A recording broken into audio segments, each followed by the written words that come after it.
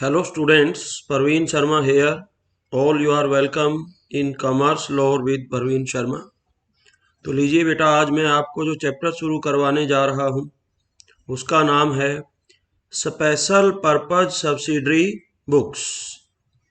तो बेटा सबसे पहले तो हमें ये पता होना चाहिए कि सब्सिडरी बुक्स होती क्या है।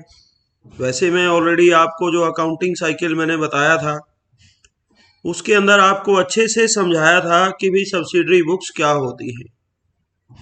उसके बाद हर चैप्टर में मैं जो है, जैसे कैश बुक का चैप्टर मैंने आपको समझाया, उसमें भी मैंने वो सर्कल बना करके आपको दिखाया था, जिसके अंदर बताया था कि भी किस प्रकार से जो सब्सिडरी बुक्स हैं वो जर्नल को असिस्ट करती हैं और जर्नल का ही पार्ट है ये। They are also known as the book of original entry. इनको भी बुक्स ऑफ ओरिजिनल एंट्री के नाम से जाना जाता है। तो लीजिए, इस चैप्टर के अंदर हम वन बाय वन करके एक एक जो सब्सिडरी बुक है उसको प्रिपेयर करना जो है वो सीखेंगे। तो अभी देखिए, आपको मैं पहले नंबर पे जो परचेज बुक है उसका प्रोफॉर्मा बना करके स्टूडेंट्स दिखाता हूं कि कैसे जो है आपको परचेज बुक मेंटेन करनी है। तो परचेज बुक के बाद दूसरे नंबर पे, ये पहले नंबर पे जो सब्सिडरी बुक आएगी वो परचेज बुक है। दूसरे नंबर पर आपकी आएगी सेल्स बुक। तीसरे नंबर पर आएगी आपकी परचेज रिटर्न बुक। चौथे नंबर पर आएगी आपकी सेल्स रिटर्न बुक। फिर आती है बिल्स रिसीवेबल बुक। फिर आती है बिल्स पेबल्स बुक। फिर आता है जर्नल प्रॉपर। ठीक है ना। तो अब जो बिल्स रिसीवेबल बुक और बिल्स पेबल बुक है, ये आपके सिलेबस का जो पार्ट है वो नहीं है। अब जो है ये आपके सिलेबस में नहीं है, तो इसलिए हम स्टूडेंट सबसे पहले परचेज बुक बनाना सीखेंगे। देखिए बेटा, सबसे पहले आप परचेज बुक बनाते वक्त सबसे ऊपर लिखेंगे आप परचेज बुक। अब परचेज बुक लिखने के बाद फिर हम जो है इसका परचेज बुक का जो प्रोफॉर्मा है स्टूडेंट्स वो देखेंगे। तो सबसे पहले प्रोफॉर्मा बनाते वक्त हमें डेट का कॉलम बनाना है स्टूडेंट्स। किसका कॉलम बनाना है? डेट का कॉलम बनाएंगे। उसके बाद फिर अगला कॉलम बड़ा बनाना है, जिस कॉलम में आप पर्टिकुलर्स भी लिख सकते हो और आप जो है नेम ऑफ सप्लायर भी लिख सकते हो। क्या लिख सकते हो? नेम ऑफ सप्लायर, यानी फ्रॉम हुम गुड्स आर परचेज्ड, जिससे हमने उधार माल खरीदा है। ये बात तो पता ही है स्टूडेंट्स कि भाई परचेज बुक के अंदर उधार परचेज लिखी जाती है। कौन सी परचेज लिखी जाती है? उधार। ये मैंने अच्छे से आपको जब परचेज बुक के बारे में बताया था उस समय डिस्कस किया था कि उधार परचेज को परचेज बुक में लिखा जाता है, उधार सेल को सेल्स बुक में। यानी परचेज बुक में केवल उधार परचेज लिखी जाती है, यानी क्रेडिट परचेज लिखी जाती है, कैश परचेज नहीं। तो नेम ऑफ सप्लायर लिखने के बाद उसके बाद आगे आएगा इनवॉइस नंबर। इनवॉइस नंबर मैंने स्टूडेंट्स आपको बताया था, सोर्स डॉक्यूमेंट्स का जो चैप्टर है थ्योरी में, वो आपने अच्छे से पढ़ भी लिया होगा कि इनवॉइस नंबर जो है, इनवॉइस क्या होता है? बिल ही होता है। जब उधार के केस में हम बिल को क्या बोल देते हैं? इनवॉइस बोल देते हैं, बीजक इसको हिंदी में कहते हैं। उससे अगला जो कॉलम है छोटा स्टूडेंट्स, वो आपको लेजर फोलियो के लिए बनाना है, क्योंकि ये क्या है? ये जर्नल है, ये जर्नल का ही पार्ट है। तो जर्नल जब हमने बनाया था तो लेजर फोलियो का कॉलम बनाया था। ठीक है ना। तो अब जैसे ये जर्नल ही है, तो जर्नल है तो लेजर फोलियो का कॉलम बनाएंगे, और जब लेजर बनाएंगे तो उसमें किसका कॉलम बनेगा? जर्नल फोलियो का कॉलम बनेगा। उसके बाद स्टूडेंट्स अगला कॉलम जो है इसमें बड़ा बनाना है, उसके अंदर डिटेल्स आ जाएंगी। क्या आ जाएंगी? डिटेल्स। उसके बाद डिटेल्स आने के बाद स्टूडेंट्स, फिर डिटेल्स आने के बाद आपको अगला जो कॉलम बनेगा वो किसका बनेगा? परचेज का। किसका बनेगा? परचेज का अगर किसी के पास पुरानी बुक है तो उसमें कॉस्ट, यानी परचेज हमारी कितने रुपए की है। उसके बाद स्टूडेंट्स इससे अगला जो कॉलम बनेगा इनपुट सीजीएसटी। किसका कॉलम बनेगा? Input CGST. फिर किसका बनेगा? Input SGST. और फिर किसका बनेगा? Input IGST. इनपुट आईजीएसटी का कॉलम बनेगा। फिर एक कॉलम आपको किसके लिए बनाना है? फ्रेट के लिए। अगर कोई भाड़ा किराया माल पर लगा है खरीदे हुए पर, तो उसका कॉलम बनाना है। अगर वो किराया हमें परचेज, जैसे हमने परचेज किया है तो हमारे ऊपर लगा है वो किराया, तो देन फ्रेट्स जो है वो यहां पर ऐड किए जाएंगे। फिर एक लास्ट कॉलम बनेगा स्टूडेंट्स, वो टोटल अमाउंट का बनेगा। ठीक है, तो अब ध्यान रखना है आपको, बिल्कुल इजी टास्क है। बस आपको जो चीजें परचेज बुक बनाते वक्त स्टूडेंट्स ध्यान में रखनी है वो क्या क्या है। सबसे पहले तो ट्रांजैक्शन को देखें कि वो परचेज का भी है या नहीं है। कई बार आपको उलझाएंगे, इंफॉर्मेशन जो आपको मिलेगी उसमें कई बार वो परचेज का ट्रांजैक्शन होता ही नहीं है, आप परचेज का ट्रांजैक्शन उसको समझ बैठते हो। जैसे ऊपर क्वेश्चन में, क्वेश्चन को बिल्कुल स्टार्ट से आपको ध्यान से पढ़ना है।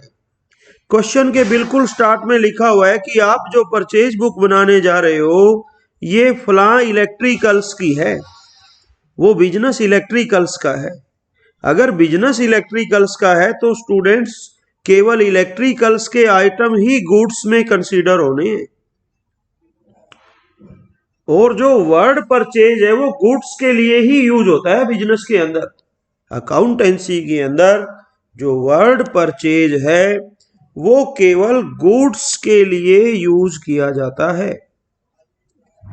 अब बिजनेस इलेक्ट्रिकल्स का है, वहां कोई इलेक्ट्रॉनिक्स आइटम भी आ गई यहाँ, या वहां कोई फर्नीचर का आइटम परचेज कर लिया, वहां लिख दिया बिजनेस तो इलेक्ट्रिकल्स का है और आपको मिल गया purchase furniture on credit basis ₹50,000।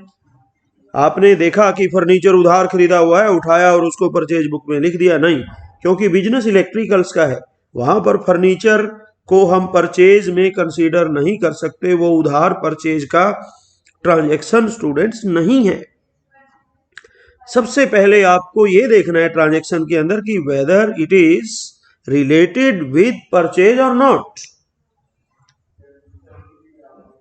दूसरे नंबर पर आपको क्या देखना है कि जो ट्रांजैक्शन है वो कैश का है या क्रेडिट का है, क्योंकि आपको केवल परचेज बुक में क्रेडिट का ट्रांजैक्शन ही लिखना है।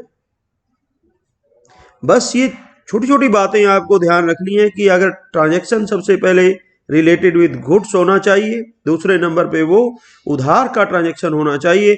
अगर वो ट्रांजैक्शन कहीं कैश का है तो तब भी उसको परचेज बुक में स्टूडेंट्स नहीं लिखा जाएगा। ये ध्यान रहे, केवल रेलेवेंट ट्रांजैक्शन ही इसके अंदर ट्रीट किए जाएंगे। अगर इसके अंदर आपने कोई इरेलेवेंट ट्रांजैक्शन डाल दिया तो आपकी जो परचेज बुक है वो गलत हो जाएगी। अब देखिए, सपोज आपका जो सप्लायर है उसका नाम, सबसे पहले यहाँ तारीख लिखी जाएगी, किस तारीख में, वर्ष मान लिया 2017 है, और 2017 में जो डेट है आपकी वो अप्रैल 4 है मान लिया। कौन सी है? अप्रैल 4। तो उसमें हमने जो माल खरीदा है वो किससे खरीदा है? राधा कृष्ण एंड सन्स, उस फर्म का नाम है सप्लायर का। उसका एड्रेस भी अगर लिखना चाहते हो तो वो यहाँ लिख सकते हो। उसके बाद ये जो बिजनेस है ये क्लॉथ्स का बिजनेस, यहाँ मान लिया क्लॉथ का बिजनेस है। 100 मीटर कॉटन का क्लॉथ खरीदा है उससे हमने, 100 मीटर कॉटन क्लॉथ्स खरीदे हैं, तो at the rate of rupees 40 पर मीटर। उसके बाद हमने 80 मीटर वुलन क्लॉथ खरीदा है। 80 मीटर जो है वो वुलन क्लॉथ्स खरीदे हैं at the rate of rupees 80 पर मीटर। इस प्रकार से उनके ऊपर जो है यहाँ लिखा हुआ है कि भाई जो ट्रेड डिस्काउंट है ये कह रहे हैं कि भाई 20% है, ठीक है। और इस पे जीएसटी मान लिया जो लगता है, वो जीएसटी कह रहे हैं कि ये कितने परसेंट है, 10% है। तो देखिए स्टूडेंट्स, सबसे पहले हमने डिटेल के अंदर 100 को 40 से मल्टीप्लाई करके ये अमाउंट बनाया 4000। फिर हमने दूसरा अमाउंट बनाया 6400। टोटल जो हमारे पास अमाउंट है ये 10,400 रुपये बन गया स्टूडेंट्स। फिर देखिए इसमें इस पे ट्रेड डिस्काउंट कितना लगा, 10%। तो 10% जो ट्रेड डिस्काउंट है स्टूडेंट्स, सॉरी 20%, तो ये कितना बना, 2080 रुपये बन गया स्टूडेंट्स। ट्रेड डिस्काउंट को, क्योंकि मैं पहले भी आपको बता चुका हूं कि ट्रेड डिस्काउंट हमेशा लिस्ट प्राइस में से माइनस होता है। अब ये 8,320 रुपये हमारे पास बच गए। अब 8,320 रुपये हमारे पास बच गए, तो टैक्स कितना है इसने बताया है कि 10% है। तो 10% कितना बना स्टूडेंट्स, 832 रुपये बना। तो 832 रुपये बना, तो इसमें 5% क्या हुआ, 5% CGST है। परचेज हमारी स्टूडेंट्स कितने की बनी, देखो टैक्स ये बन गया 832। अब डिटेल के अंदर आपने टोटल अमाउंट तैयार कर लिया, डिटेल के अंदर देखिए आपने टोटल अमाउंट तैयार कर लिया। टोटल अमाउंट कितना बना, ये 2 आ गया, 3 और 2 कितने आ गए, 5, 8 और 3 11, 1, 9,152। लेकिन आपने परचेज के कॉलम में आप क्या लिखोगे, 8320। फिर इनपुट CGST में कितना लिखोगे, 416। इनपुट SGST में कितना लिखोगे, 416। IGST नहीं है, क्यों, क्योंकि ये ट्रांजैक्शन, अगर ट्रांजैक्शन IGST का है फिर CGST और SGST के कॉलम स्टूडेंट्स खाली रहेंगे और IGST के कॉलम में आपको टैक्स मेंशन करना है। फ्रेट मान लिया, इस माल पे किराया भाड़ा कहते हैं कि भाई नहीं है, अगर नहीं है तो टोटल में 9,152 रुपये ये हमारे स्टूडेंट्स बन गए। इस प्रकार से अब दूसरा जो है, रघुबीर प्रसाद एंड कंपनी, अप्रैल 12 में, अप्रैल 12 को ईयर सेम है, रघुबीर प्रसाद एंड कंपनी से माल मंगवाया है स्टूडेंट्स। इसी प्रकार आपने उसके गुड्स की भी यहाँ डिटेल्स तैयार, यहाँ पहले सप्लाई किस किस चीज की आई है वो लिखनी है, फिर उसकी आपको डिटेल्स तैयार करनी है, और इस प्रकार से आपको अमाउंट मेंशन करने के बाद, ये टैक्स मेंशन करने के बाद, ये आपको टोटल अमाउंट यहाँ लिख देना है। और लिखने के बाद स्टूडेंट्स फिर ऐसे ही कोई तीसरा सप्लायर आ गया, फिर कोई चौथा सप्लायर आ गया, और बाद में आपको इस परचेज बुक का टोटल कर देना है। अब जो परचेज बुक का टोटल है स्टूडेंट्स, देखिए जरा कि जो परचेज बुक का टोटल है, तो यहाँ पर परचेज बुक का जो टोटल बना है स्टूडेंट्स, यहाँ क्या आ गया, टोटल अमाउंट बन गया। और ये जो अमाउंट है स्टूडेंट्स, ये कहाँ ट्रांसफर होता है, परचेज अकाउंट में, क्योंकि ये हम जर्नल बना रहे हैं। जब हम लेजर बनाएंगे तो उसमें परचेज अकाउंट बनेगा, और फर्दर जो परचेज बुक का जो अमाउंट है स्टूडेंट्स, वो परचेज जो है अकाउंट में ट्रांसफर हो जाएगा। इसी प्रकार देखिए मैं आपको सेल्स बुक के बारे में बताता हूं कि भी सेल्स बुक हम कैसे बनाएंगे। बिल्कुल सेम चीज आपको सेल्स बुक में करनी है स्टूडेंट्स। सेल्स बुक में आप क्या करोगे, सेल्स बुक में देखिए बिल्कुल परचेज बुक की तरह ये सेल्स बुक नाम आ गया। उसके बाद बिल्कुल आप जो है सेल्स बुक का प्रोफॉर्मा तैयार करोगे। सबसे पहले जो स्टूडेंट्स कॉलम है वो किसका बनेगा, डेट का कॉलम बनाओगे। डेट के कॉलम के बाद आप पर्टिकुलर वर्ड भी यूज कर सकते हो, या फिर या नेम ऑफ कस्टमर, या फिर वर्ड आएगा पर्टिकुलर्स, ठीक है ना। अब नेम ऑफ कस्टमर का मतलब है, क्योंकि उधार सेल, सेल्स बुक में उधार सेल आएगी तो उधार सेल हम किसको करते हैं, कस्टमर को। उसके बाद बिल्कुल वही चीज इसके अंदर भी ये इनवॉइस नंबर का कॉलम आ जाएगा, फिर ये लेजर फोलियो का कॉलम आ जाएगा, फिर ये किसका कॉलम आ जाएगा स्टूडेंट्स, डिटेल का कॉलम आ जाएगा। फिर ये किसका कॉलम आ जाएगा, सेल्स का। और बस ध्यान रखना है कि उसमें था इनपुट सीजीएसटी, इसमें क्या आएगा, आउटपुट सीजीएसटी आ जाएगा। फिर इसमें आउटपुट एसजीएसटी आ जाएगा। फिर इसमें आउटपुट आईजीएसटी का कॉलम बन जाएगा। और फिर ये लास्ट से पहले जो कॉलम है ये फ्रेट का बनेगा अगर भाड़ा दिया है। और फिर ये स्टूडेंट्स टोटल अमाउंट का कॉलम इसमें बन जाएगा। बिल्कुल वैसे ही मान लिया हम जो है ये किसी फर्नीचर हाउस का जो है वो सेल्स बुक बना रहे हैं, तो ध्यान रखें कि फर्नीचर हाउस के लिए फर्नीचर के आइटम गुड्स हैं। अगर उधार फर्नीचर खरीदा है तो सेल्स बुक में आएगा, क्योंकि बिजनेस किसका है, फर्नीचर का। अगर कोई और चीज, कोई मशीन खरीदी है, कोई इलेक्ट्रिकल मटेरियल खरीदा है, कोई इलेक्ट्रॉनिक्स मटेरियल खरीदा है, तो उनको हम यहाँ सेल्स में कंसीडर नहीं करेंगे, क्योंकि वो गुड्स से रिलेटेड आइटम्स नहीं हैं। बिल्कुल वैसे ही मान लिया 5 star furniture company new Delhi से माल खरीदा है 2016 मई 1 को, ठीक है। क्या नाम है फर्म का, 5 स्टार फर्नीचर कंपनी।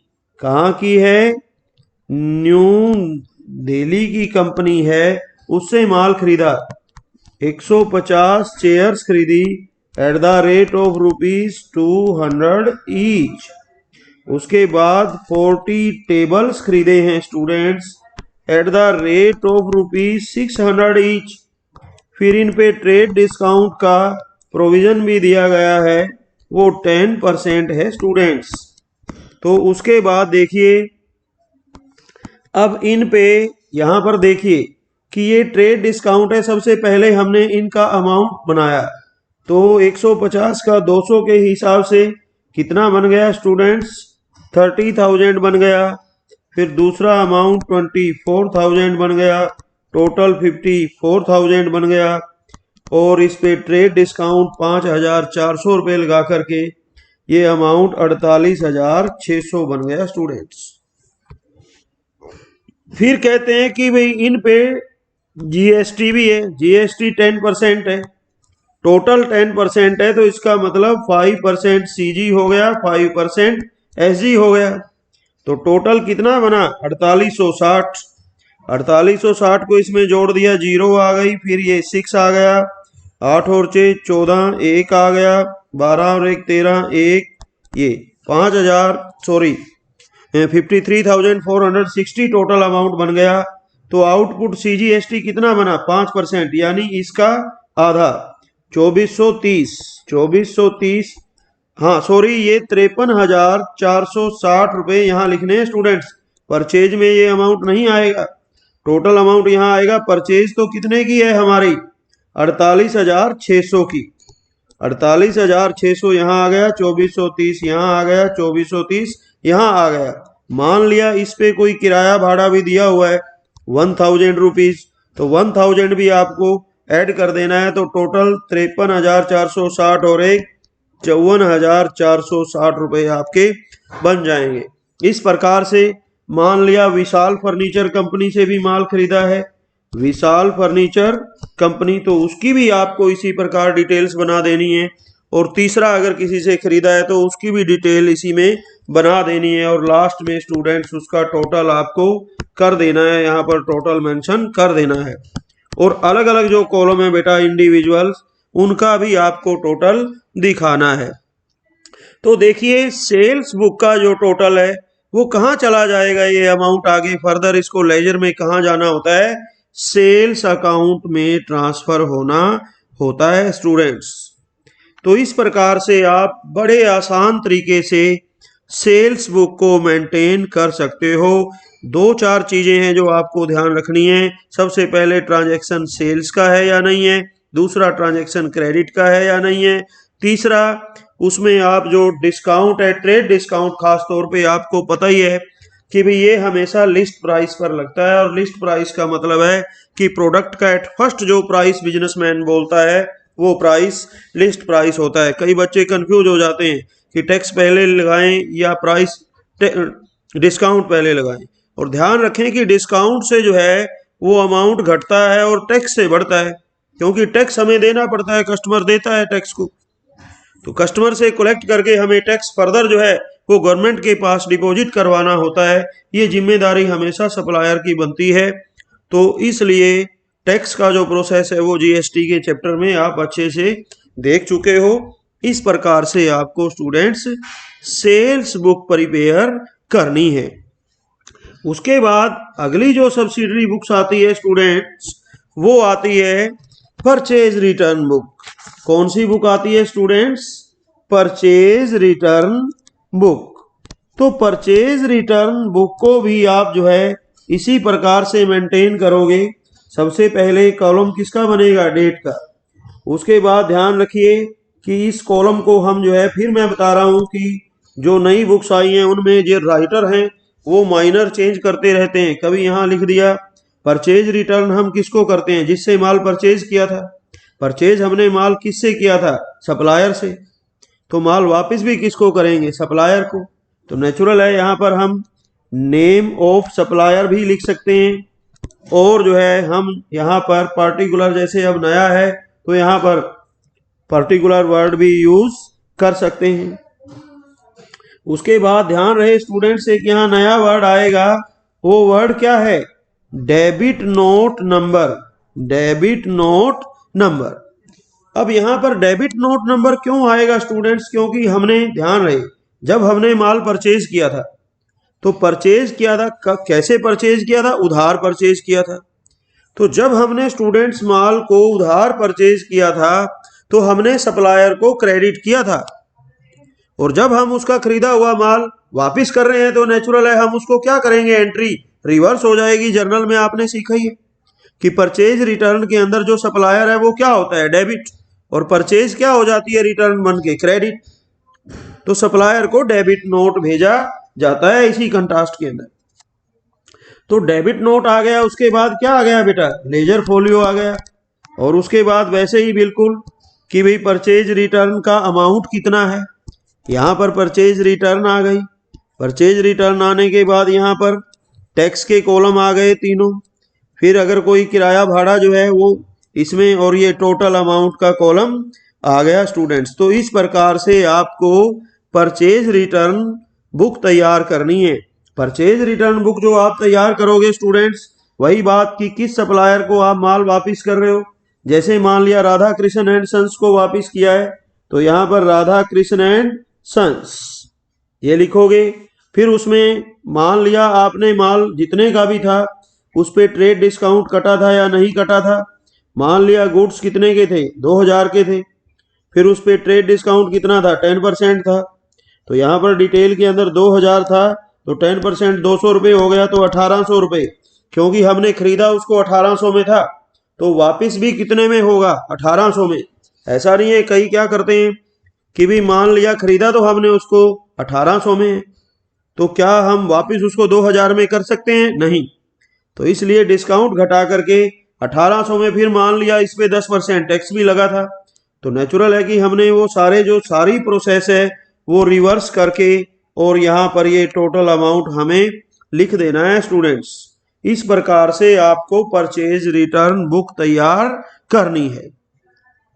उसके बाद अगली आ गई स्टूडेंट्स सेल्स रिटर्न बुक। अब यहाँ पर सेल्स रिटर्न बुक जब बनाएंगे, बड़ी सिंपल बात है कि परचेज की जगह हम वर्ड क्या यूज कर देंगे students? Sales. Sales return book हो गई। अब सप्लायर की जगह क्या आ जाएगा? कस्टमर वर्ड आ जाएगा। क्या वर्ड आ जाएगा? कस्टमर वर्ड आ जाएगा। उसके बाद डेबिट नोट की जगह स्टूडेंट्स क्या आ जाएगा? क्रेडिट नोट नंबर आ जाएगा। यहाँ पर क्रेडिट नोट नंबर आ जाएगा। और जो जैसे यहाँ पर इनपुट थे, ये जो टैक्स थे वो इनपुट सीजीएसटी था, इनपुट एसजीएसटी था, फिर इनपुट आईजीएसटी था। ये कैरेज यहीं रहेंगे, ये टोटल अमाउंट है। तो ये जो इनपुट जो हैं ये किस में कन्वर्ट हो जाएंगे? ये आउटपुट में कन्वर्ट हो जाएंगे, इनको आउटपुट लिख देंगे, बस बिल्कुल सेम है। इस प्रकार से आपको परचेज रिटर्न बुक बना करके डिफरेंट पार्टीज को, आप जो पार्टी जिन जिन को जो है हमने माल वापस किया है उन सब का जो डिटेल है वो इसमें मेंशन करना है। और जो टोटल स्टूडेंट्स आता है, ध्यान रहे कि परचेज रिटर्न बुक का जो टोटल होता है वो फर्दर लेजर में परचेज रिटर्न अकाउंट में चला जाता है। अब कई बार हमारे माइंड में आता है कि परचेज रिटर्न में इतनी सारी पार्टियां कहां से आ गई, क्योंकि एक बिजनेस है। सपोज हमारा इलेक्ट्रिकल का बिजनेस है, तो इलेक्ट्रिकल में ऐसा तो है नहीं हम किसी एक ही कंपनी का माल रखते हैं। हमारे पास जो है ओरिएंट के फैंस भी हैं, हमारे पास ऊषा के फैंस भी हैं, हमारे पास रिलैक्सो के फैंस भी हैं, हेवेल्स के फैन भी हैं, ल्यूमिनस के फैंस भी हैं, खेतान के फैंस भी हैं। समझ रहे हो ना? तो सब कंपनियों से अलग अलग माल आता है और किसी का भी जो माल है वो डिफेक्टिव भी हो सकता है, क्योंकि रिटर्न के जो रीजन है वो मैंने आपको पहले बताए थे जर्नल के टाइम कि रिटर्न जो है हमेशा उधार के केस में होता है, और जो रिटर्न होता है स्टूडेंट्स उसका रीजन होता है कि गुड्स जो हैं हमारे ऑर्डर के अकॉर्डिंग नहीं पहुंचा सामान, या कोई किसी प्रकार की दिक्कत आ गई, कोई डिफेक्टेड पीस आ गए, तो डिफरेंट रीजंस होते हैं। तो जो क्रेडिट नोट जो हम परचेज रिटर्न करते हैं तो उसमें डेबिट नोट नंबर भेजते हैं। तो डेबिट नोट नंबर के अंदर आप डेबिट नोट का प्रोफॉर्मा देखिए स्टूडेंट्स, ये इसमें बुक में आपको दिया हुआ है प्रोफॉर्मा क्रेडिट नोट का भी और डेबिट नोट का भी, कि अगर हम डेबिट नोट भेजते हैं तो इसका मतलब है हम माल वापस करते हैं। माल वापस करते हैं तो उसकी वापसी का रीजन भी देना होता है। ऐसे ही सेल्स रिटर्न के अंदर हमारे पास डेबिट नोट तो हम भेजते हैं और क्रेडिट नोट हमारे पास आता है। तो जब क्रेडिट नोट हमारे पास आएगा स्टूडेंट्स, तो ध्यान रहे कि भी उसमें लिखा होता है, कस्टमर हमें रीजन लिख के भेजता है कि इस रीजन से ये माल मैं आपके पास वापस भेज रहा हूं, इसमें ये डिफेक्ट है। तो इस प्रकार से स्टूडेंट्स आपको परचेज रिटर्न बुक तैयार करनी है, सेल्स रिटर्न बुक तैयार करनी है। तो इसके बाद स्टूडेंट्स जो नेक्स्ट इसमें आता है लास्ट जो सब्सिडरी बुक में, क्योंकि बिल्स रिसीवेबल बुक और बिल्स पेबल बुक जो है वो आपके सिलेबस में नहीं है, तो लास्ट में जो स्टूडेंट आता है इसमें वो क्या आता है, जर्नल प्रॉपर आता है। क्या आता है? Journal proper. तो जर्नल प्रॉपर में स्टूडेंट्स कंफ्यूज हो जाते हैं कि भाई जर्नल में क्या आएगा। देखो, सबसे पहले जर्नल था हमारे पास, जर्नल में से हमने कैश के ट्रांजैक्शन कैश बुक में भेज दिए। कैश के ट्रांजैक्शंस जो हैं हमने, ये जर्नल है, जर्नल में से हमने कैश के ट्रांजैक्शंस किस में भेज दिए? कैश बुक में। और क्रेडिट परचेज हमने कहाँ भेज दी? परचेज बुक में भेज दी। हमने स्टूडेंट्स क्रेडिट जो सेल्स है वो कहाँ भेज दी? वो सेल्स बुक में भेज दी ना। उसके बाद हमने परचेज रिटर्न कहाँ भेज दी? परचेज रिटर्न बुक में भेज दिए ट्रांजैक्शंस। सेल्स रिटर्न के ट्रांजैक्शन कहाँ भेज दिए? सेल्स रिटर्न बुक में भेज दिए। तो बेटा इन सब को भेजने के बाद तो जर्नल में क्या बचा? ये तो भेज दिए सारे। तो बाकी जो जर्नल है यानी रिमेनिंग जो है ट्रांजैक्शंस, रिमेनिंग जो ट्रांजैक्शंस हैं other than subsidiary books should be treated in journal proper. उनको कहाँ किया जाएगा? उनको स्टूडेंट्स जर्नल प्रॉपर में ट्रीट किया जाएगा। फिर क्वेश्चन आता है कि भाई वो कौन से ट्रांजैक्शंस हैं? ध्यान रहे कि भाई क्रेडिट परचेज ऑफ एसेट, मैंने अभी बताया था कि बिजनेस हमारा इलेक्ट्रिकल्स का है और फर्नीचर खरीद लिया 50,000 का, सप्लायर का नाम है एक्स, तो जर्नल एंट्री क्या बनी? Furniture debit to X ₹50,000। यहां लिखेंगे credit furniture purchase from X, X से उधार फर्नीचर खरीदा। अब देखिए स्टूडेंट्स, क्या ये ट्रांजैक्शन कैश का है? नहीं।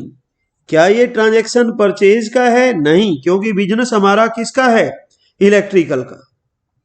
तो क्या ये बिजनेस, अब देखिए, क्या ये सेल का है? नहीं।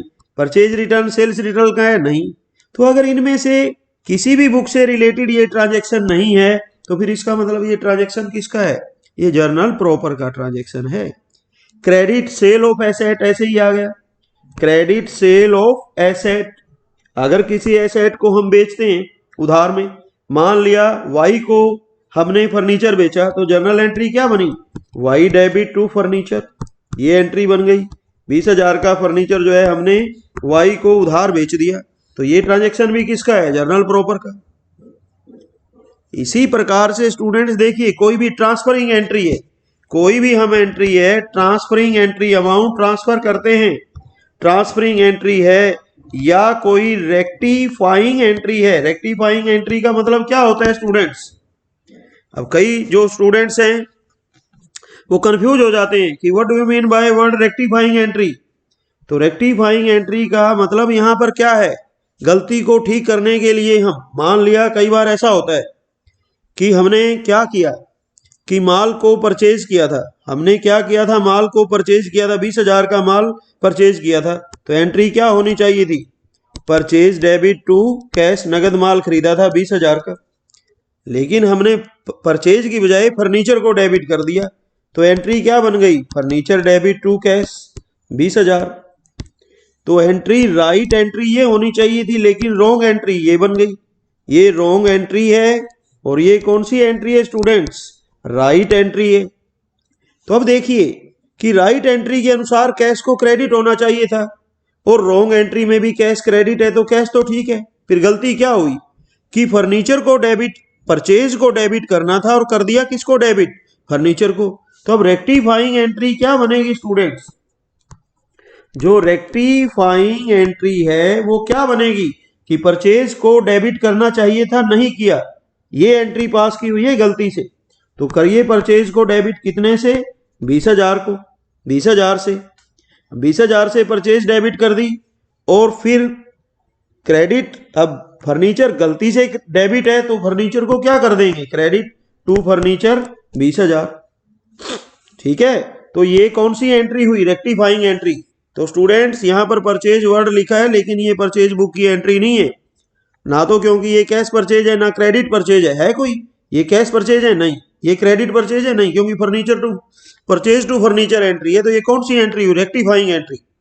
तो any transferring entry, opening entry, rectifying entry, ये सारी जो एंट्रीज हैं ये किस में, यानी मैंने आपको एक बेसिक कंसेप्ट स्टूडेंट्स क्लियर कर दी कि जो एंट्री आप जर्नल एंट्री पास करके देखिए किसी भी ट्रांजैक्शन पे, ठीक है ना, अगर आप अपने आप को व्हेन यू, ठीक है ना, have find your self in confusion, ठीक है ना, एट एनी स्टेप, तो देन जो है एट फर्स्ट आप जो है जर्नल एंट्री पास करके देखिए ट्रांजैक्शन की। जर्नल एंट्री जब आप पास करोगे आपको अपने आप स्टूडेंट्स पता चल जाएगा कि ट्रांजैक्शन किससे रिलेटेड है, कि वो परचेज बुक का ट्रांजैक्शन है, कैश बुक का है, परचेज रिटर्न, सेल्स रिटर्न किसका है वो, या वो जर्नल प्रॉपर में जाना है।